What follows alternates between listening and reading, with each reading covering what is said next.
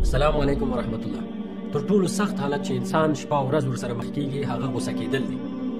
تاسو به ګورئ ډېر زیات ورونه په عادي خبرې غوسه د غوسې د وجې ډېرې زیاتې ستونزې پیدا کېږي. کرکه، بد ورد ویل، بد اخلاقي، نورو سره په ښه لهجه خبرې نه کول، حتی طلاق.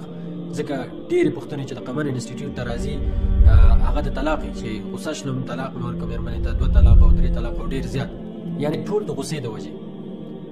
نه تنها چې دا تاسو ته په کورنۍ کې ستونزې پیدا کوي بلکې شاوخوا ملګري هم تاسو څخه کرکه کوي.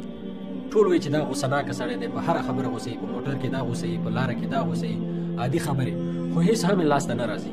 د غوسې د وجې انسان ډېر زیات تکلیفونو سره مخ کېږي، لکه د زړه تکلیف، فشار، لوړ فشار، وینې لوړ فشار، همداسې عصبي تکلیف، ډېر زیات نورې ستونزې. ځکه یو سړی چې غوسه کېږي یو څو وخت هغه په ډېر فکري اضطراب کې هم مخته کېږي.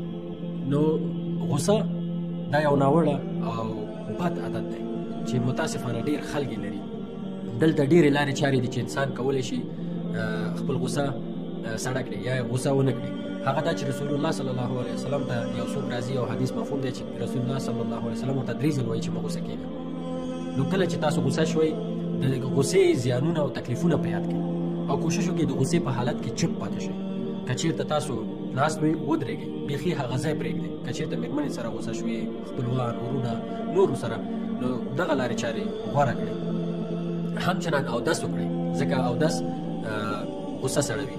او اعوذ بالله من الشیطان الرجیم ډېر زیات وایي، لا حول ولا قوة الا بالله. همچنان نو نورې لارې چارې دي چې که تاسو پرې تعقیب وکړئ انشاءالله تاسو کولی شئ د ده مرض نه ځان لرې وساتئ.